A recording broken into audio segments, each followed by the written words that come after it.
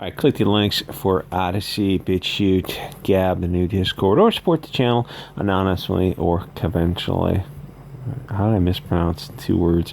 I don't like Dave Chappelle, so I don't listen to him. But it would never occur to me to contact Netflix and say, "Oh, you need to shut Dave Chappelle down." It's like, if they didn't shut the Cuties down. Cuties is a Israeli-African joint project where they basically filmed children dressed like whores as some sort of art piece, and they were like stunning and braving themselves all over each other's face. I don't know why you would not have dipped out of Netflix a very long time ago. But if you're still there and you see Dave Chappelle's in a tricky area of comedy where at the kind of the end of his career, once you start moving away from what I think of as like pure comedy, observational humor, but neutral about, the audacity of man, into getting into that Mark Twain misanthropic area of just, becoming bitter and just hating everybody and everything, throwing grenades left and right. It's like you still have to be funny, and it seems like Dave Chappelle is coming to the end of the career where he's like, in comedy, once you go into politics, it's very difficult to go back into fluff. So you want to just put it off until the end of the career, is like what you're doing here.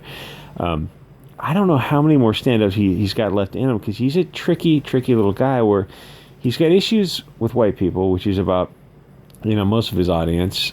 But then he also has issues with black people. He's just like I said before, I did a video, I couldn't put it on YouTube, I put it on BitChute, where if he wasn't a world famous comedian, he'd probably be in prison, because he's got a lot of anger, a lot of passive aggressive, like there's an oppositional defiance thing going on there, that like being a famous comedian and be able to live out in the middle of Ohio or somewhere just away from everybody, it's like he's able to just be as angry as he wants. But you're in a tricky spot when you're throwing grenades against everybody. But anyway, I don't listen to him because he's legitimately racist. But I wouldn't, like, this is insane to be an employee of Netflix, and it's like, oh, it's okay to tell jokes about 90% of the crowd, but then my little protected category, it's like, oh, that's a bridge too far, because like he's throwing grenades against everybody. But the BLT community, no, that's, now it's time to shut him down. Like he was our puppet for a while, because he said things that we agreed with, and then he kind of went off the plantation and started making fun of. Gee, I can't imagine there's anything to make fun of in the BLT community. The thing is, not get kicked off of YouTube, there's things to make fun of in every community. And if you're saying we're off limits, that's a really tricky road to go down. To raise a shield and then hide behind it, and then any act of atrocity you do behind that shield, you can just raise the shield.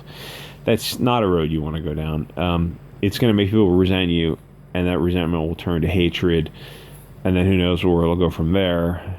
But a lot of these people are feeling a little bit too big for their britches, a little bit irreplaceable, because they've got like 10,000 to 100,000 Twitter followers, and they're working for Netflix and tech, and they somehow think they're irreplaceable. It's like, no, I mean, you've got a lot of leeway as a somewhat public protected puppy character, but you don't have that much leeway. So apparently Netflix suspends transgender employee who tried to get comedian Dave Chappelle canceled. This crew crashed a meeting. I don't know how you crash a digital meeting. It's a virtual meeting. I mean, you got to have an invite. So somebody shared out that invite to a Zoom meeting or something, the equivalent. I'm not sure how that works. So they're suspended for that. But what I mean is, like, they believe their own hype on Twitter. Like, they have a Twitter following, but you're still working for Netflix, and it's not like you're just a tech guy. It's not like you're not irreplaceable. There's nobody at Netflix there's nobody anywhere that's irreplaceable. So you start thinking, like, oh, you had a tweet that got 10,000 likes. That means something. Like, No, it doesn't mean anything to these people. You're expendable to them. They will use you and throw you away like anything else.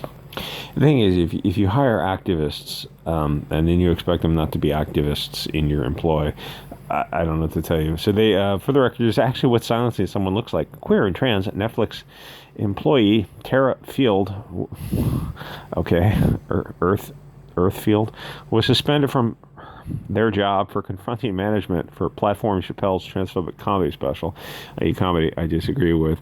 The guy goes, no, it's not. You can't go crashing into executive meetings because you feel like it, you idiot. Being where we're not supposed to be and speaking up is how BLT people got our rights. It's called direct action. Again, have fun with that. You're not guaranteed rights to direct action in the workplace, you idiot. Yeah, you're fired for unprofessional behavior. Though I think it was a virtual meeting, so I'm not sure how that works. Okay, so I'm scrolling through their timeline. The thing with a lot of the BLT folks on Twitter is that a lot of them are basically semi-homeless, and they're trying to fund hormones and surgery, which is very expensive. And I'm thinking, like, it's not like if you have an old car in a garage and you figure, like, okay, over the next 5 years I'm going to restore this car. It's probably going to cost $30,000. I'm going to learn about automotive things. I'm going to try to do what I can myself, yada yada. I've got a garage, I've got the car, and I've got a certain amount of monthly income that I can put towards it. I make a YouTube channel about it. You know, it'll be fun. The restoration of the 67 Mustang.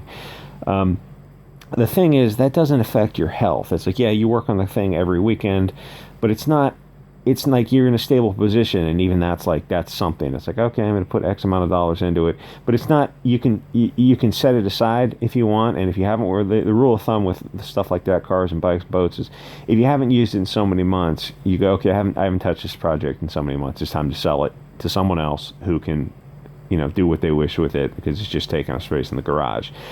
It's not like something that's related to your health, like this thing with hormones and surgery. That's something where you really want to have a lot of resources in the bank in case something goes wrong. You don't want to be like having to crowdfund that kind of stuff. And if you're in that position, you know, maybe just focus on living life. Just accept that the transition thing is a use of resources that you just don't have, and just, you know, live life, eat less, stay fit and healthy. Sort of find your priorities things. Health is number one.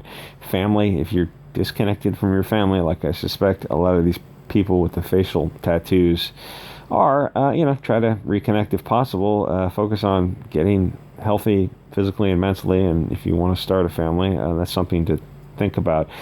The thing is with this expensive BLT stuff is it doesn't seem like a good use of your resources when you're in a situation where you just don't have any, and it's also not a good use of your time, because you don't, as Freddie King sang, you don't get back lost time. And I know you want to live your true life, but the thing is, I sort of question if the true life is the life that requires drugs and surgery. That kind of seems like to have taken a 180-degree shift from the, I don't know, what the old days of the 60s and the 70s of finding your center and returning to the source sort of thing. If you need to crowdfund a boob job, maybe that should not be your priority. It seems like there are other issues to address, health issues, across the spectrum, health issues.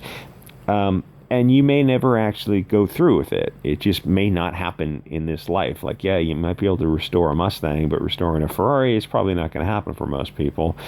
Maybe the focus is accepting yourself without drugs and surgery. And yeah, that makes me literally the painter who fixed banking with one simple trick. Hashtag bankers hate him. You know, just accept yourself drug free. And like that concept now is hate speech, which is we've come full circles. Okay, so full circles. Here's the thing: is it's hard to take people seriously who dance around elephants in a room. They're talking about Malaman say acts perpetrated against people. Maybe for the love of, for just once, find your. I was going to say find your balls. It's kind of not an apt phrase. Find your backbone and say, well, who's doing it? Maybe that's the issue. Oh, no, no, no, no, no, no, no. It's not. That's not the issue. We're never going to focus on that. Okay, well, good luck with it. It's like we're being eaten by tigers, but we're never gonna focus on the tigers in the room.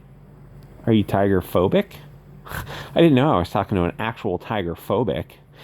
Anyway, like, comment, subscribe. I every video I make, I always like, can I? This is gonna be the last video for YouTube. They're so sensitive.